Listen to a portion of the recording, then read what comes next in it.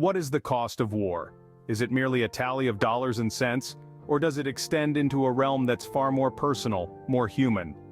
As we delve into the recent revelations by Amnesty International, we find ourselves confronting this very question.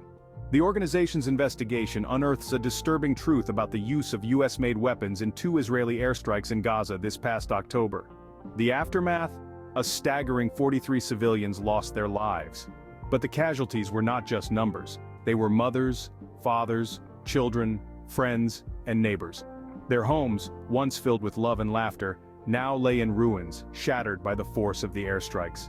Among these ruins, fragments of the US-made Joint Direct Attack Munitions or JDAM guidance system were found. These fragments, remnants of a weapon designed to convert unguided bombs into accurate munitions, serve as grim reminders of the destructive power of war. What makes this report particularly alarming is its significance. It is one of the first times an American-made weapon has been linked to a specific attack, causing significant civilian casualties. This isn't just a statistical correlation or an educated guess. This is a direct link, a tangible piece of evidence that connects the dots between the production of a weapon and its lethal consequences. Amnesty International's report raises critical questions about the sites of these airstrikes. They claim there were no military objectives at these sites, suggesting that the attacks were either direct or indiscriminate attacks on civilians or civilian objects. This claim, if true, could imply potential violations of international law. The cost of war, it seems, is not just a financial burden but a human tragedy. What happens when the weapons we create are used to harm the innocent? Amnesty International sought answers. This powerful question led the human rights organization to launch a comprehensive investigation into the tragic events that unfolded in Gaza in October. The focus of this investigation? 2 Israeli airstrikes that resulted in the deaths of 43 civilians. The shocking element is that these attacks weren't executed with just any weapons. The rubble of destroyed homes yielded fragments of the US-made Joint Direct Attack Munitions Guidance System, also known as JDAM. This system is designed to convert unguided bombs into accurate, deadly munitions. Amnesty International's investigation presented a chilling allegation. There were no military objectives at the sites of these airstrikes. The report suggests these attacks were either direct or indiscriminate strikes on civilians or civilian objects.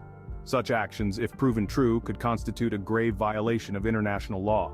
The Israel Defense Forces, however, have pushed back against these findings, criticizing the report as flawed and biased. They argue that the investigation doesn't capture the full story or context of the incidents. But despite this criticism, Amnesty International remains steadfast in its call for justice. The organization has urged for these attacks to be investigated as potential war crimes, a serious charge that carries profound implications. It has also called on the US government and other nations to halt arms transfers to Israel that could potentially be used to violate international law. This plea underscores the gravity of the situation and the potential consequences of continued arms trading. A weapon made for defense, now a tool for potential war crimes. The question remains, how will the world respond? The answer to this question may shape the future of global arms trade, and the way we perceive the delicate balance between defense and potential misuse. When the dust settles after a storm, the world must face the aftermath, and so must the creators of the storm. The aftermath of this report has stirred a call for accountability, a call led by Amnesty International. The organization has urged the US government and other governments around the world to halt the transfer of arms to Israel, arms that may be used to violate international law. The report has not fallen on deaf ears. The US State Department and the Pentagon are currently reviewing its contents, its allegations, and its implications. The decisions they make in response to this report could have far-reaching consequences, not just for the US and Israel, but for international relations and the global arms trade. But why is this particularly significant for the United States and Israel? The ties between these two nations have been long-standing and deep. Since World War II, Israel has been the largest cumulative recipient of US foreign assistance. On average, they receive a staggering $3 billion in military aid per year from the United States. This aid, intended to fortify a strategic partnership, now finds itself under scrutiny. Could these resources have been used to fuel actions that violate international law? Could they have contributed to the loss of innocent lives? These are the questions that now hang in the balance as the US State Department and the Pentagon review the report. These are the questions that will decide future policies, future actions, and perhaps the future of the US-Israel relationship. In the end, the cost of war is borne by the innocent.